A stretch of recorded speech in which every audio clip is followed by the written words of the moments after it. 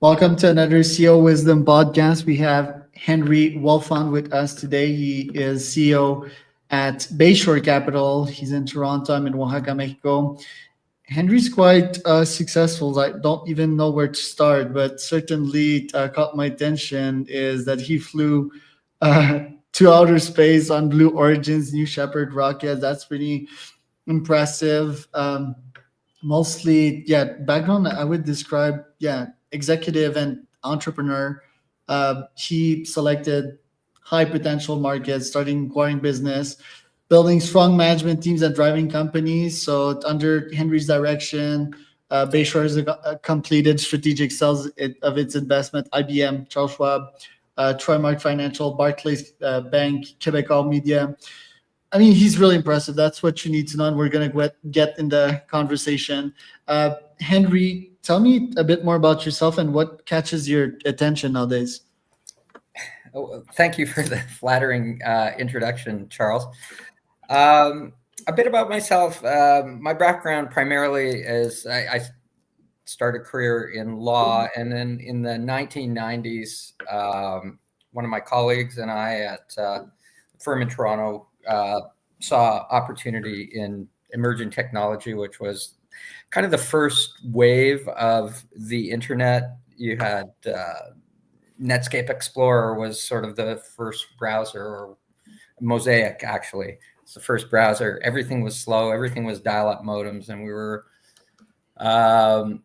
decided to explore what kind of businesses would lend themselves to the internet at the time. And it occurred to us a lot of, you have to keep in mind it was a different world. Like today, everyone's connected, everyone's online, billions of people. And then in those days, in the 1990s, they were talking in tens of millions or hundreds of millions out of a population of billions of people. And it occurred to us that the best products for the internet would be where the internet could deliver the products. So that would apply to travel.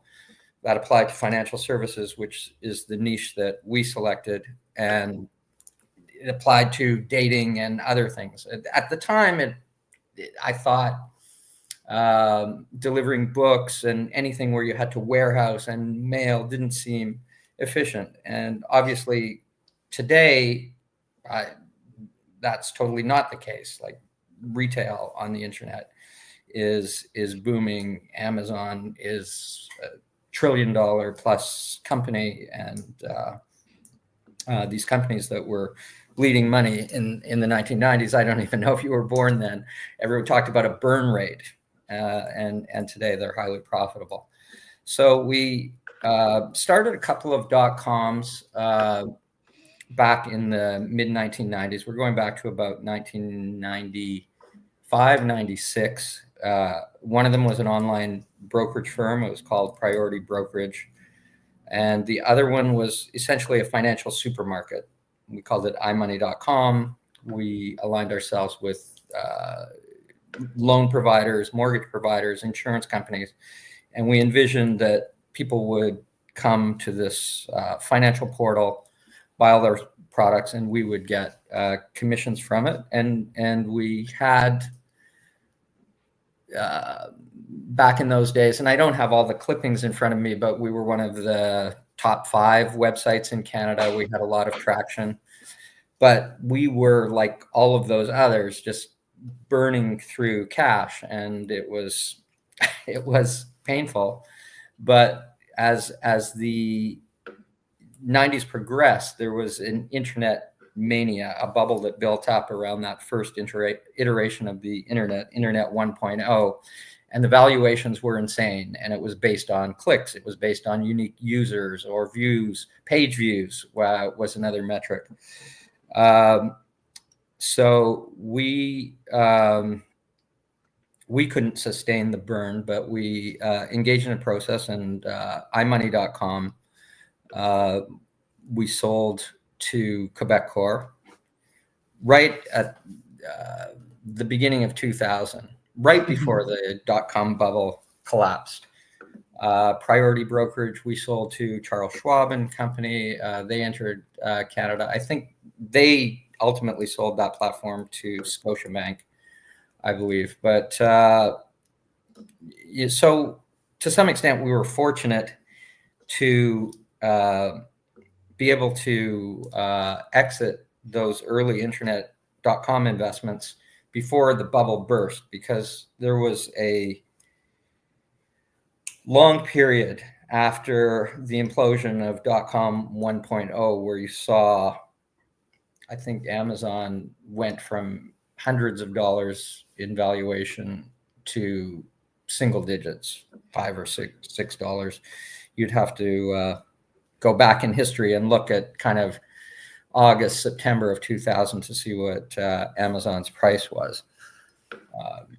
But we were fortunate enough to exit and be able to redeploy that capital and use our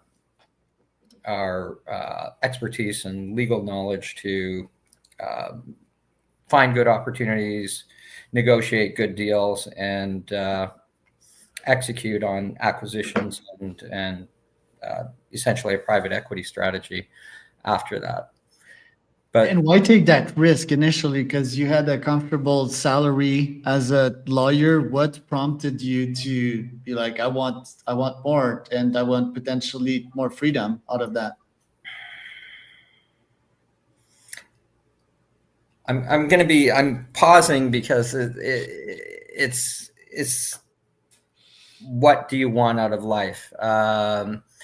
I have great friends who still practice law. I think it's a great profession, but at the end of the day, you're serving your clients' needs. You can do an excellent job. You can do a superb job, but I'm a creative person and wanted to do more, do something on my own and establish a business.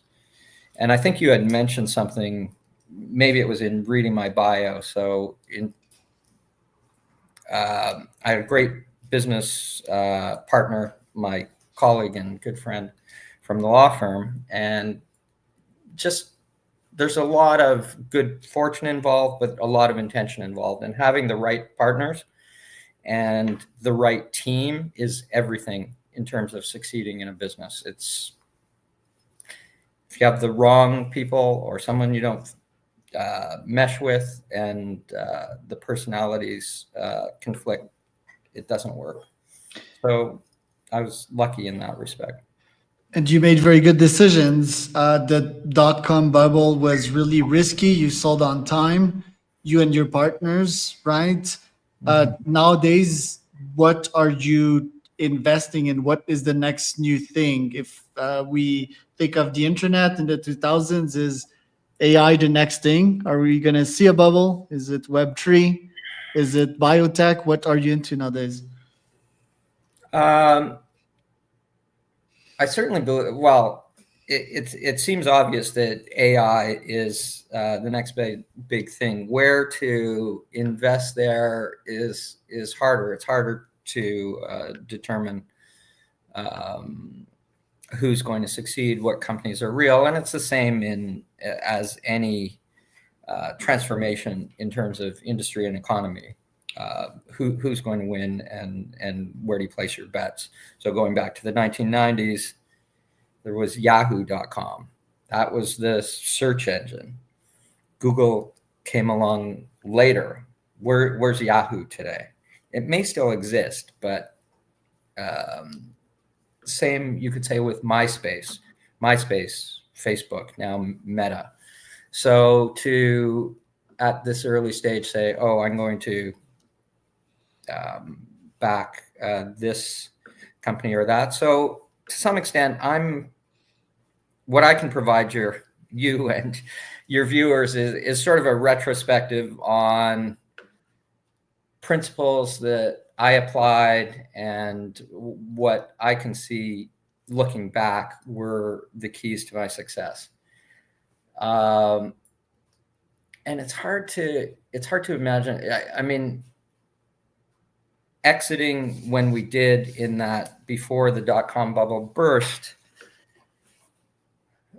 I don't take a lot of credit for prescience is like, oh, I saw the bubble was going to burst and I knew this. We were just boxed into this situation where we had 6 months to survive, and if we weren't able to execute on something, we would be done. And fortunately, the timing worked out, and we were able to recycle the capital that we earned on those transactions into new and other opportunities. And again, along the way is connecting with the right people who you can trust, who have integrity, and who have the same vision and work ethic. A failure is not an option attitude, who will be in the office at 6 a.m. and won't leave the office till midnight if that's what it takes to complete what needs to be done that day. Right, because you're quite an intense guy as well, and sort of an adrenaline seeker. It might not look like it, but yeah, you're a pilot, and you've recently been to space.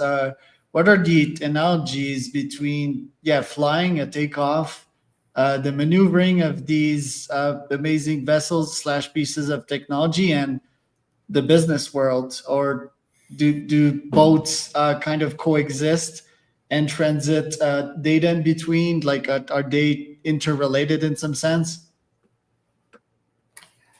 I never thought of one necessarily as a metaphor to the other, but as you're saying this, I think it's a discipline and continuously applying yourself to getting better, to improving yourself. One thing about aviation is it can be a long ladder to climb, but there's always another rung above you. So you start off on small planes with one engine, and you can get to a certain skill level, and then you can fly multi-engine aircraft and get instrument rated and commercial rated, and then you can fly types of jet aircraft, get an airline transport pilot's license, add additional ratings. So I have airline transport pilot's license to fly jet aircraft. I have a commercial pilot's license to fly helicopters, and it's just been a passion of mine. It's very fulfilling. It requires a lot of focus. Like, you don't want to be distracted or daydreaming when you're flying a high performance aircraft. So in that sense, the discipline and the focus that's required, I think, to succeed in business is the same. I'll say for myself, you define a destination and don't necessarily focus on that day by day, but you move one step at a time towards your objectives. You're going to have setbacks. You're going to hit a wall. You have to find a way around that wall. You can't just let it crush you, and you can't just stop because you ran into an obstacle. So if I can bring it back to the aviation metaphor, you learn in training to fly aircrafts how to cope with emergencies. An engine could catch on fire, or systems can fail, and you have checklists and procedures, and you don't just give up and say, "Oh well, I'm dead." You need to stay with the situation and work out a solution that will get you on the ground safely. And Right. It doesn't,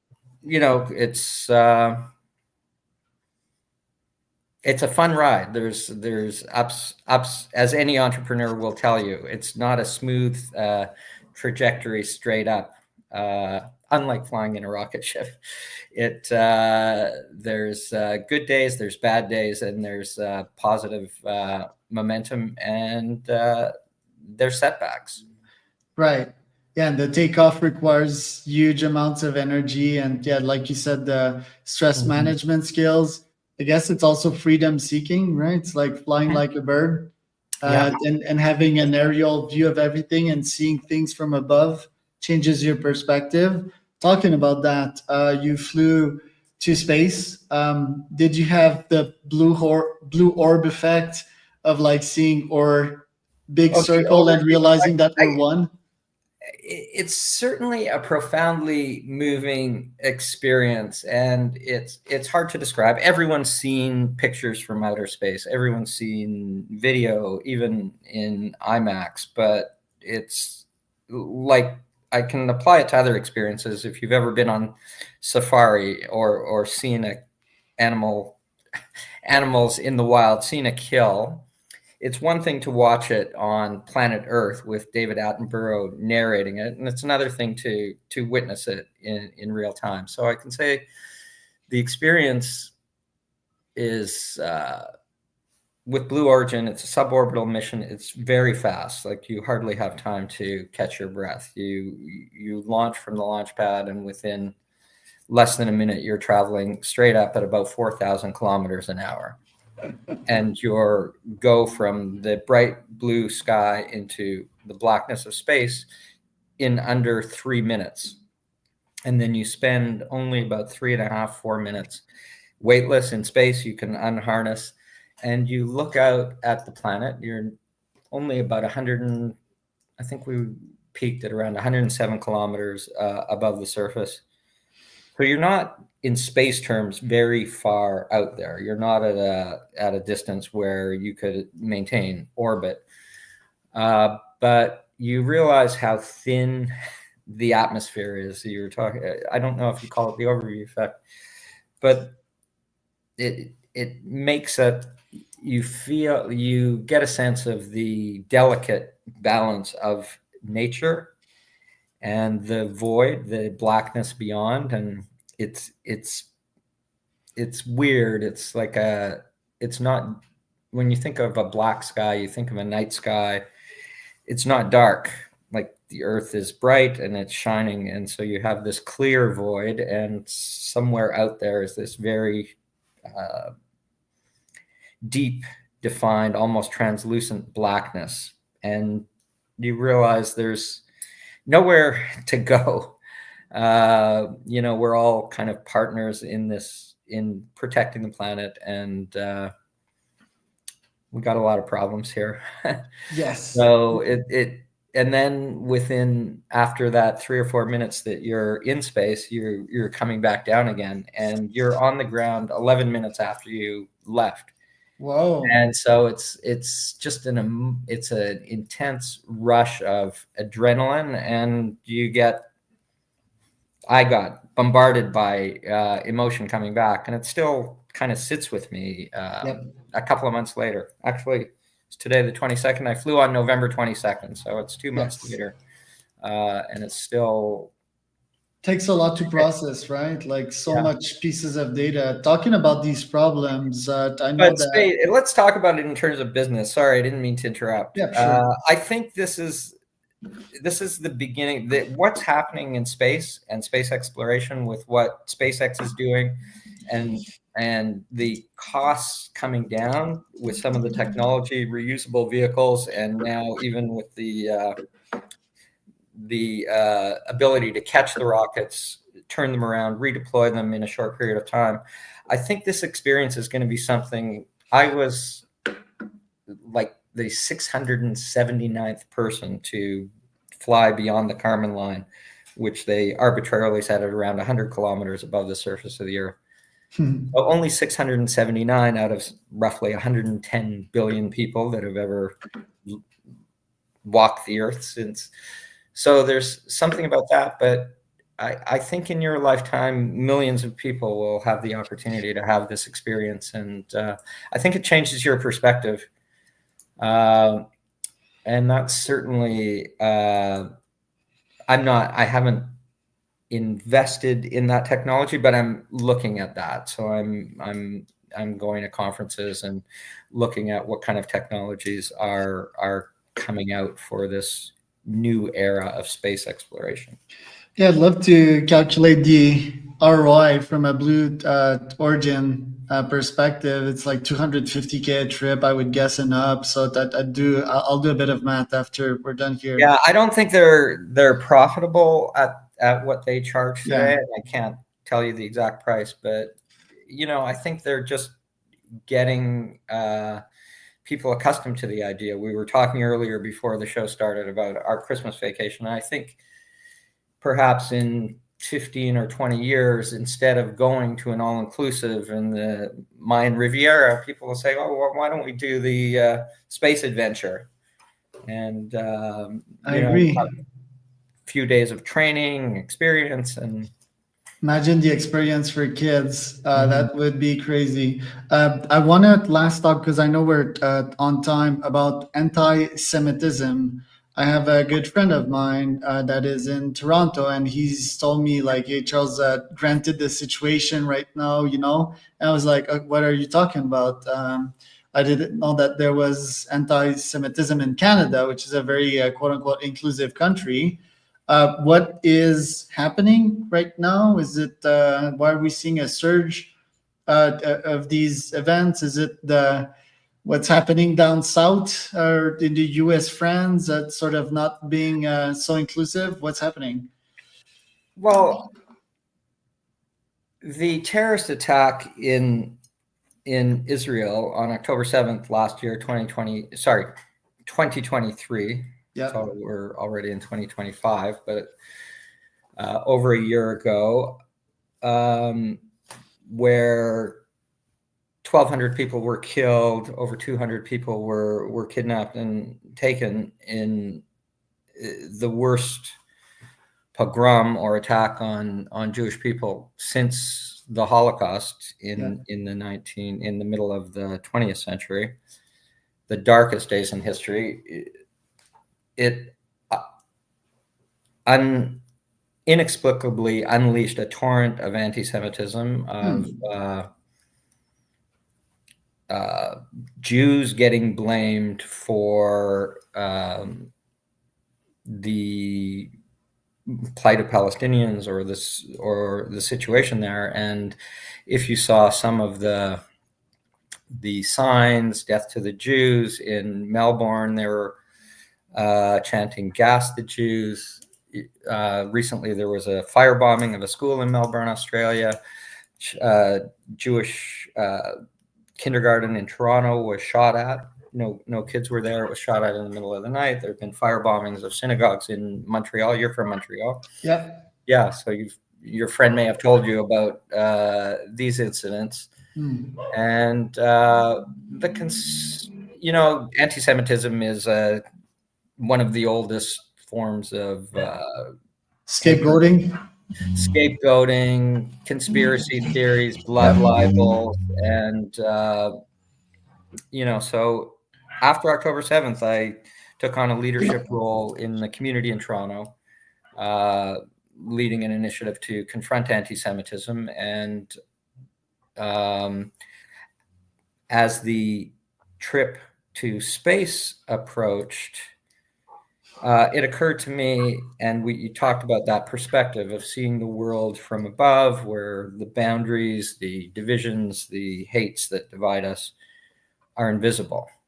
It looks like one planet that needs a group effort to sustain itself.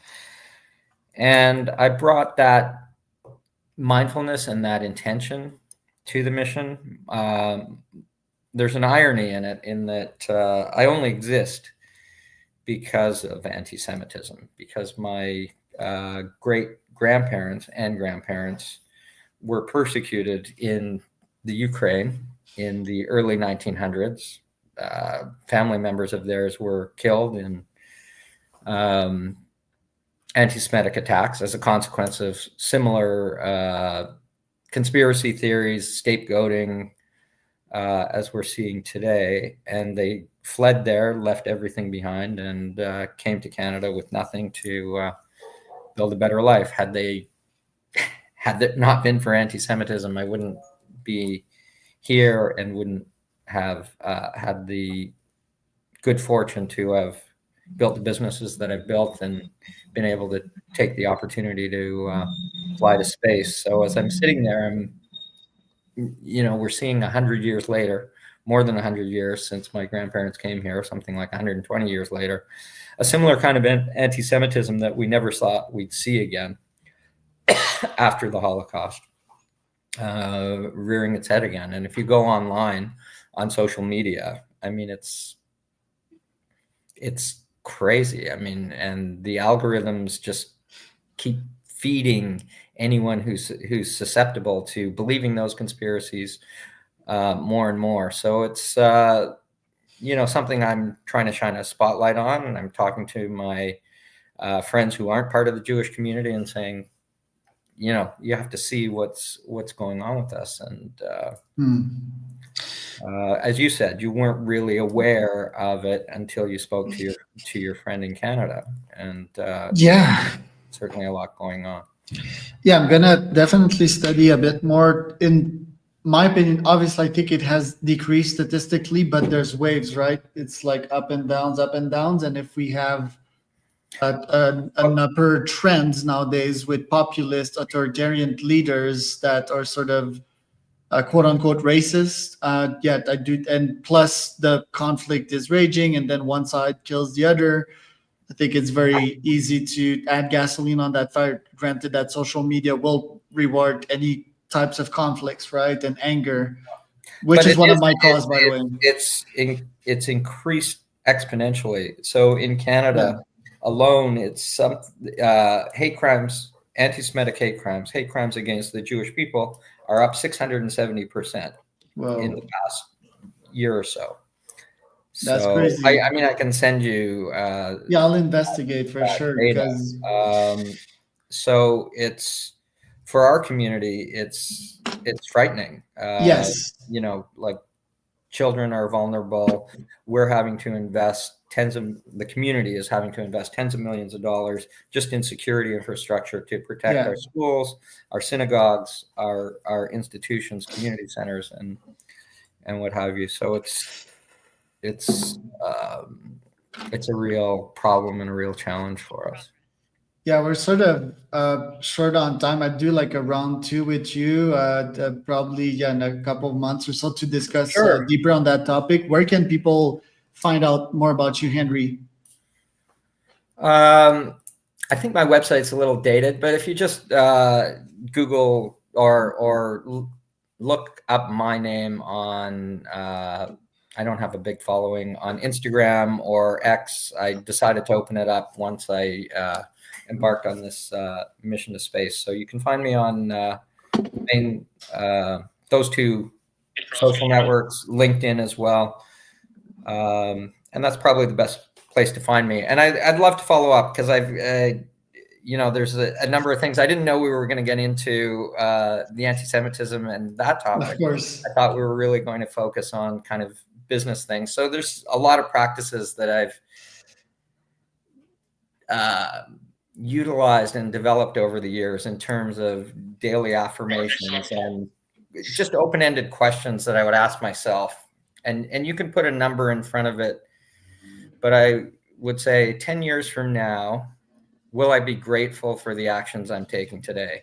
1 year from now, will I be grateful for the actions I'm taking today? 1 month from now, will I be grateful for the actions I'm taking today? And just have that constant awareness, is what I'm doing the right thing? Is that what I should be prioritizing? I love that. If you knew you were going, and I'm not inventing these things, they're coming from a lot of reading and self-help books, but if you knew you were going to die a year from now, would you prioritize what you're doing right now? I love that. That was Henry Wolfond and Charles Cormier